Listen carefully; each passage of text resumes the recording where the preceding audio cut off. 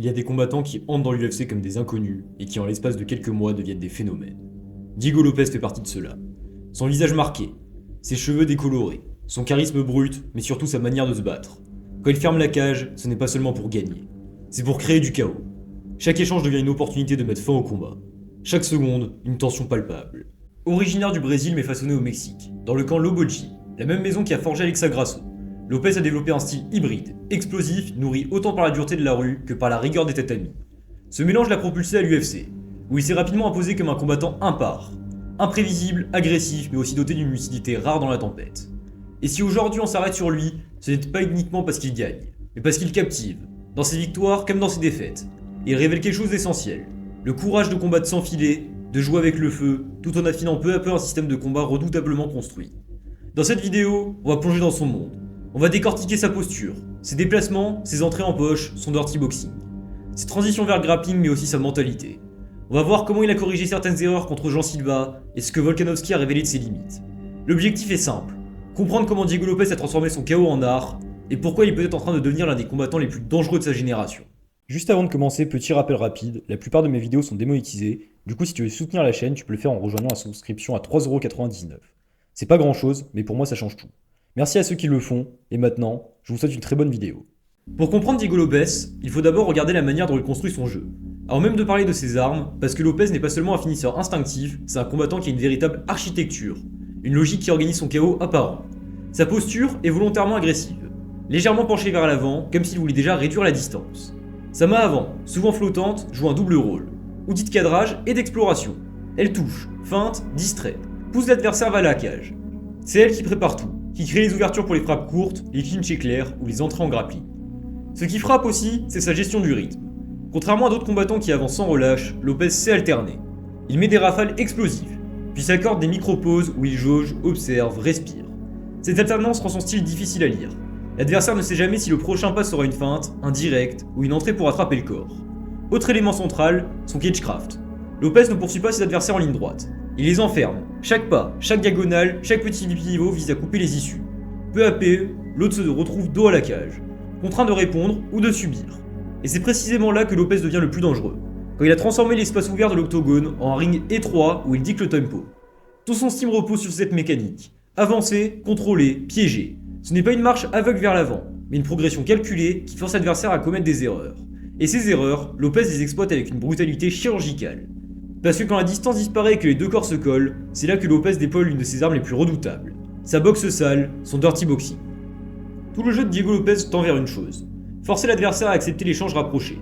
Mais il ne se jette pas aveuglément dans la poche. Il y accède par des chemins précis, pensés pour minimiser le risque et maximiser la collision. Plutôt que de marcher droit, il décale son pied avant à l'intérieur, coupe l'angle et plante sa tête sur la tempe où la joue de son opposant. Ce placement tête contre tête, typique des boxeurs durs au clinch, neutralise les lignes de vision et empêche les longs coups de trouver leur cible.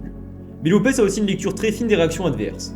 Quand il voit un bras avant, s'allonger pour jabber ou pour parer, il plonge le joug pour refermer la distance. Quand un crochet extérieur passe dans le vide, il raccourcit immédiatement et s'enroule dans l'espace laissé libre. C'est une logique opportuniste, chaque geste de l'autre devient une invitation. Enfin, il a développé un vrai sens du timing sur les cassures. Beaucoup de combattants reculent en ligne après un clinch brisé. Lopez, lui, profite de ce moment de flottement pour replonger. Là où l'adversaire croit avoir de l'air, il remet la pression et recolle. Ses entrées ne sont pas spectaculaires, elles sont efficaces. Et elle révèle sa volonté de transformer chaque seconde du combat en proximité forcée. Car une fois dans cette poche étroite, il ne s'agit plus seulement de frapper. Il s'agit de dominer, de piéger et d'user. C'est là que s'exprime toute la brutalité de son dirty boxing. S'il y a un combat qui cristallise le dirty boxing de Diego Lopez, c'est celui contre Pat Sabatini à l'UFC 295. Dès les premiers échanges sérieux, Lopez ne cherche pas la longue distance. Il coupe l'espace, resserre les bras et déclenche des crochets courts à l'intérieur.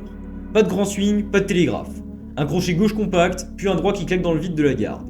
Sabatini recule, mais Lopez le rattrape avec la même logique. Volume court, angle serré, pression continue. Le TKO arrive en moins de 2 minutes, et c'est révélateur, c'est à l'intérieur. Là où beaucoup craquent, que Lopez est le plus dangereux. Dans ces séquences, on voit 3 choses. Le travail des mains. Lopez garde une main flottante pour cadrer, tirer ou dévier la garde. Ce hand-fighting lui ouvre des fenêtres microscopiques. La logique corps-tête. Cheval ou corps pour forcer la réaction, crochet compact en tête juste derrière. Une mécanique usante qui brise la défense de ceux qui reculent droit. La cassure armée. À chaque rupture de l'échange, Lopez laisse traîner un crochet ou un contre sec, même en recul, il frappe. Face à Jean Silva, le registre change. Pas de dirty boxing classique dans les clinches, mais une démonstration d'opportunisme. Après un premier round dominé au sol, Lopez surprend tout le monde au round 2 avec un spinning back elbow placé en pleine transition. Silva avance, Lopez feinte le relâchement, puis pivote soudain, le coude explose. Silva tombe et le finish écrit dans la foulée. Là ce n'est pas du dirty boxing, mais ça illustre un point clé. Sa créativité dans les moments de poche. Même quand l'espace semble bouché, il a des armes inattendues. Enfin contre Movsar Evloev, c'est l'inverse. On voit les limites de Lopez quand on l'empêche d'installer son jeu rapproché. Evloev le neutralise en gérant la distance, en cassant ses entrées et en refusant les échanges plantés. C'est une leçon. Tant qu'il n'impose pas sa poche, Lopez est forcé de courir derrière l'échange et sa mécanique courte perd de son tranchant. C'est ce mélange qui fait de lui un combattant fascinant, brutal quand il est collé. Dangereux quand il invente, mais encore vulnérable face à ceux qui refusent l'intérieur. Chez Diego Lopez, le grappling n'est pas un simple plan B, c'est son ADN, la racine de son style. Ce qui lui a permis de se révéler au monde à l'UFC 288 contre Movsar Evloev. Ce soir-là, appelé en short notice, il a affronté un invaincu classé top 10 et manque de peu la soumission. C'est à cet instant que beaucoup comprennent. Lopez n'est pas juste un striker bagarreur. Il est un grappleur offensif, dangereux à chaque transition. Ce qui définit son jeu au sol, c'est la menace permanente de la soumission. Là où certains grappleurs contrôlent avant de chercher l'ouverture, Lopez attaque dès qu'il touche une hanche, un bras ou un cou. Mais son arsenal ne s'arrête pas là. Lopez est un grappleur polyvalent et fluide. Triangle, armbar, kimura. Il a un catalogue complet. Son combat contre Gavin Tucker en est la preuve la plus spectaculaire. En moins de 40 secondes, il enchaîne une amenée, contrôle la position et verrouille un armbar parfait. Ce n'était pas seulement une victoire éclair, c'était une démonstration de sa capacité à transformer un échange en piège mortel. Au-delà des soumissions, ce qui impressionne, c'est son contrôle agressif. Quand il prend la mount, il ne se contente pas de stabiliser. Il frappe, il ouvre des coupes avec ses coudes, il force l'adversaire à donner son dos. Contre Jean Silva, son premier round en est l'exemple parfait. Une fois monté, il a pilonné avec des frappes lourdes, contraignant Silva à se tortiller sous lui et à consommer énormément d'énergie. Même sans finaliser, il use et il casse. Ces transitions sont également révélatrices de son style. Lopez n'est pas du genre à passer méthodiquement étape par étape. Il est opportuniste, un bras tendu, il saute sur l'armbar. Un coup qui dépasse, il claque la guillotine. Son grappling n'est pas académique, il est explosif et créatif, parfois risqué mais toujours menaçant. Cette agressivité peut aussi devenir une faille. Contre Volkanovski par exemple, son grappling n'a jamais eu l'espace de s'installer. Volkanovski a su briser le rythme, défendre les entrées et éviter de se retrouver dans les positions où Lopez excelle. Cela souligne une limite au sol. Son sol est terrifiant une fois installé, mais il dépend beaucoup de sa capacité à amener ou à piéger. Face à un adversaire discipliné, qui refuse la proximité, son grappling reste une menace latente, plutôt qu'une arme assurée. Ce qui fait sa force, c'est donc moins le contrôle pur que la pression psychologique de la menace. Quand Lopez t'attrape, tu sais que tu peux te faire piéger en une seconde. Cette peur pèse autant que ses frappes. Elle force ses adversaires à se défendre, même quand il ne soumet pas, elle les use mentalement. En résumé, le grappling de Diego Lopez est une arme totale. Explosif, opportuniste, imprévisible. Il ne cherche pas à te dominer sur 5 minutes, il cherche à te finir dans un éclair. Ce n'est pas un tapis de jiu-jitsu académique, c'est un champ de mine où chaque mouvement adverse peut déclencher la fin du combat. Au début de sa carrière, Diego Lopez était vu comme un grappleur avant tout. Ses victoires venaient de soumission, ses séquences marquantes d'armbar ou de guillotine. Mais à mesure que les combats se enchaînaient, son striking a pris une autre dimension. Non pas parce qu'il est devenu un striker pur, mais parce qu'il a appris à transformer son instinct offensif en un système de plus en plus construit. Dans ses premiers combats, son stand-up reposait surtout sur l'agression brute. Avancer, déclencher de larges crochets, espérer que l'échange ouvre la porte vers une amenée au sol. C'était efficace contre des adversaires moyens, mais insuffisant au plus haut niveau. Son combat contre Movsar Evloev en est l'illustration.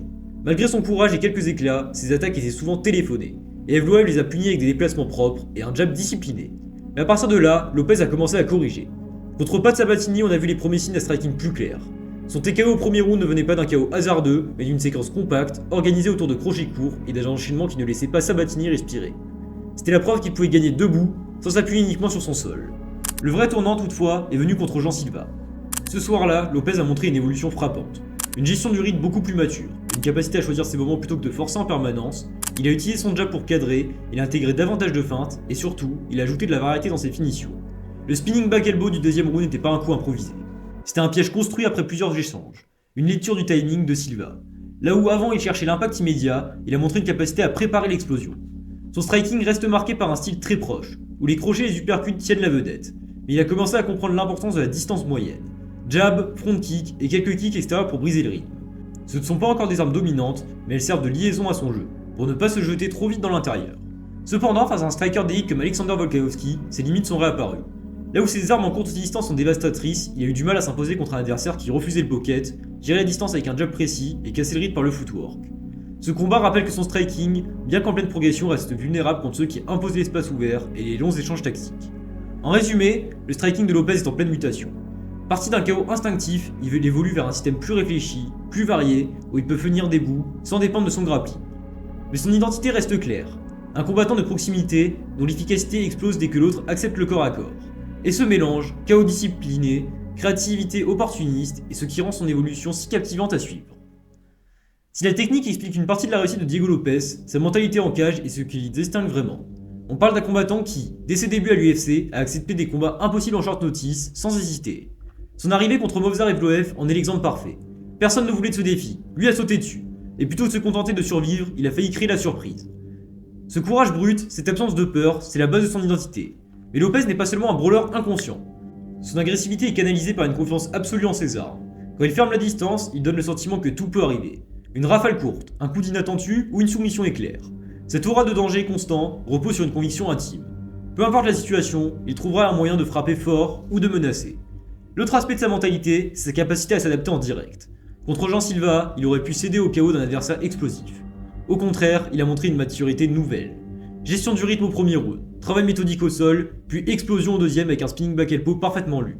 Là où auparavant il forçait les ouvertures, il a su attendre le moment exact pour frapper. C'est un signe clair d'évolution psychologique. Lopez devient capable de dominer non seulement par le feu, mais aussi par le calcul. Ce mental se traduit aussi dans sa résistance à la pression. Quand il prend des coups, il ne panique pas. Contre Evloev, malgré un adversaire supérieur en gestion de distance, Lopez n'a jamais reculé de la guerre. Il a continué à menacer, à chercher ses ouvertures, à faire douter l'autre. Contre Sabatini, on a vu l'autre versant. La capacité de sentir qu'un adversaire est blessé et de foncer pour l'achever sans hésitation. Mais cette mentalité a un revers. Contre Volkanovski, son agressivité s'est parfois transformée en empressement. Vouloir forcer la poche face à un maître du jab et du déplacement l'a exposé à de longues phases de stérilité. Cela montre que sa confiance absolue, si elle n'est pas canalisée, peut jouer contre lui. La clé, pour Lopez, sera d'apprendre à doser cette intensité, pour ne pas se faire piéger par ceux qui refusent la bagarre. En somme, Diego Lopez incarne une mentalité faite de feu et d'acier. Le courage de prendre tous les risques, la créativité d'un artiste du chaos, et une confiance qui irradie jusque dans ses erreurs. Il a déjà prouvé qu'il pouvait évoluer comme face à Silva. Reste à savoir s'il saura encore transformer sa fougue en stratégie face au plus grand. Là où la patience vaut parfois beaucoup plus que la tempête. En conclusion, Diego Lopez n'est pas une curiosité. C'est une force en construction. On l'a vu transformer des fragments de chaos en séquences létales. Passer d'un grappleur opportuniste à un prédateur qui sait désormais choisir ses explosions. Sa poche est sa cathédrale. Un lieu où il érige des dégâts et des menaces en peu de temps. Mais toute cathédrale a ses portes. Le jab, la cage bien coupée, le travail sur l'appui, la patience. Ce sont les verrous qui peuvent le contenir. Le vrai enjeu pour Lopez n'est pas d'ajouter des techniques, mais de rendre son art plus résilient. Comment imposer sa poche face à ceux qui la refusent? Comment transformer son opportunisme en stratégie inattaquable sur 5 rounds? S'il répond à ces questions, il cessera d'être une tempête contrôlée pour devenir un climat permanent. Celui qui impose sa météo et dicte les vies de ceux qui le croisent. Pour l'analyste, la leçon est claire. Diego Lopez est à la fois menace et projet. Il possède les armes, le cœur et la créativité. Il lui reste à apprendre et à les structurer contre la discipline pure. Et c'est précisément ce qui rend cette trajectoire excitante. Pas seulement pour le fan, mais pour l'histoire du sport. Et voilà, on arrive déjà à la fin de cette vidéo. Si elle t'a plu, n'hésite pas à liker, commenter et partager, ça m'aide énormément. Et moi je vous dis à très bientôt sur Arrêt Violence.